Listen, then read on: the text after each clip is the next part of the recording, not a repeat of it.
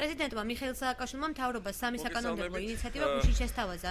ეკონომიკური ამნისტია, კანონპროექტი პირადი ცხოვრების ხელშეუხებლობისა და სამხედრო მოსამსახურეებისათვის სოციალური გარანტიების გაუმჯობესების შესახებ. 2004 წელს ვარდების რევოლუციის შემდეგ ჩემმა მთავრობამ გამოაცხადა ეკონომიკური ამნისტია.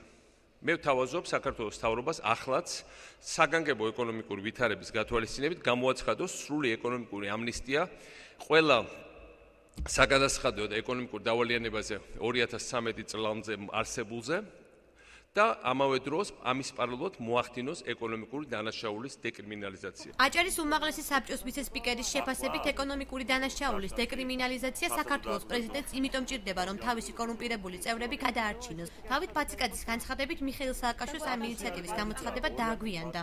ძალიან დააგვიანდა ჩვენ პრეზიდენტს უნდა ვთქვა, იმიტომ რომ ამას ჩვენ მოუწოდეთ მას რომ გაეკეთებია ჯერ კიდევ როდესაც ხელისუფლებაში მოვიდა პირველი ხანებიდან.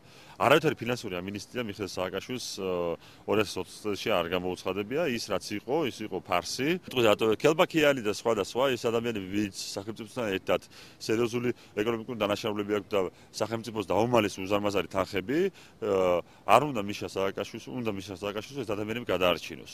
და გასაგებია რომ მის ასე ვთქვათ, კორუმპირებულ გარემოცვის დაცვას აპირებს. პოლიტოლოგ ასლან ორთქიფანიძის თქმით, საქართველოს პრეზიდენტი ამ განცხადებით ცდილობს პოლიტიკური ფულები დაიწეროს და პირადი ინფორმაციის გასაჯაროება და გამოქვეყნება სწორედ მისი მთავრობის ყოფნისას ხდებოდა.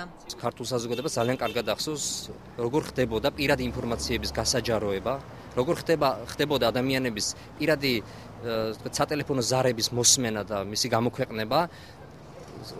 ადამიანი, რომელიც მისი მთელი ძალაუფლების განმავლობაში დაკავებული იყო, სწორედ ამ საქმიანობით დღეს ახალ ხელისუფლებას თავაზობს იმას, რაც არ უნდა კეთდებოდეს და რაც ისედაც უნდა იცოდეს ახალმა ხელისუფლებამ. აჭარის უმაღლესი საბჭოს ვიცე-სპიკერის განცხადებით, როცა პრეზიდენტი ომის ვეტერანებისთვის სოციალური პირობების გაუმჯობესებაზე საუბრობს, მაშინ აქვე 2 წლის წინ ვეტერანების დარბევის ფაქტიც უნდა გაიხსენოს. დავით ბაციკაძის თქმით, სახელმწიფოს მხრიდან ოფიციალურად 2008 წელს აგვისტოს ომის კვალიფიცირება არ ყოფილა, რადგანაც მეომრებისთვის ბიუჯეტიდან ფული არ დახარჯული იყო.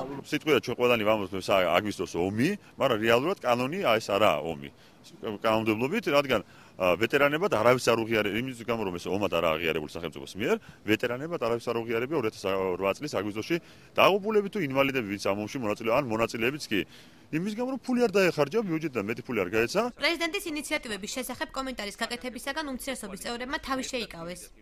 ერთად ჩავატაროთ კონფერენციები, ერთად ველაპარაკოთ, ერთად